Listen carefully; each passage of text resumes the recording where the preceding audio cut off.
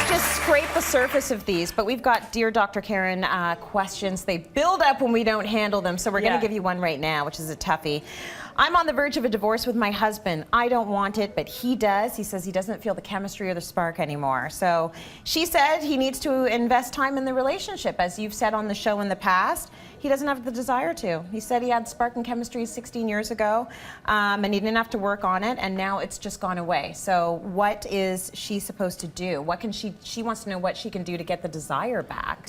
So how to save a marriage in 3 minutes. Yeah. Okay, so a couple things really quick. Number one is really important to get yourself an outstanding marriage counselor. Mm-hmm. You're going to need, when somebody's really at that point, like they're looking at the divorce door, this is too big for her to be doing this kind of by herself. So in terms of finding a counselor, my strong because I get questions asked all the time, how do you find a good counselor?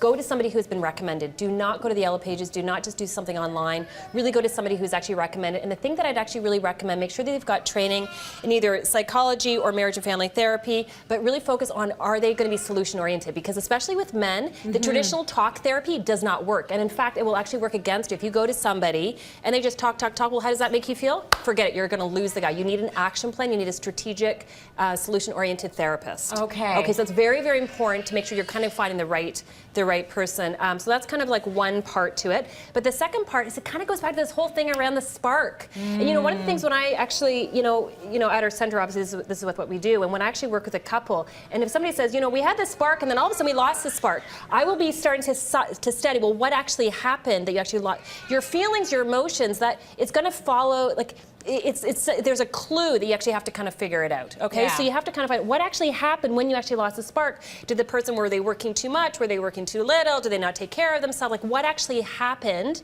And then you actually figure out very strategically with what you can actually do differently. So yeah, because I just think this whole spark thing, like, I'm sick of hearing about this spark. It's so overrated. Well, we've talked about that before. The spark is overrated. Like, are you talking about the spark you had on the first date? Because you're 16 years into a marriage now. Yes.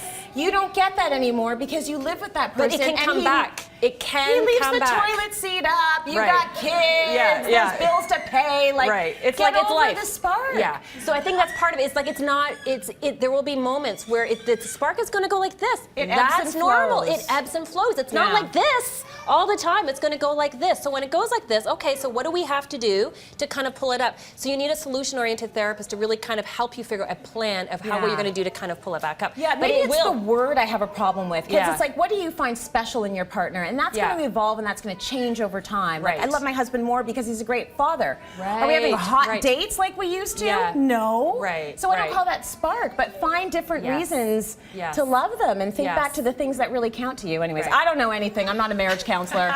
Get a marriage counselor. That's what you got to do. The good thing is that it's not too late. It's not too late. Good. It's not too late. Thank you for watching. We'll see you tomorrow.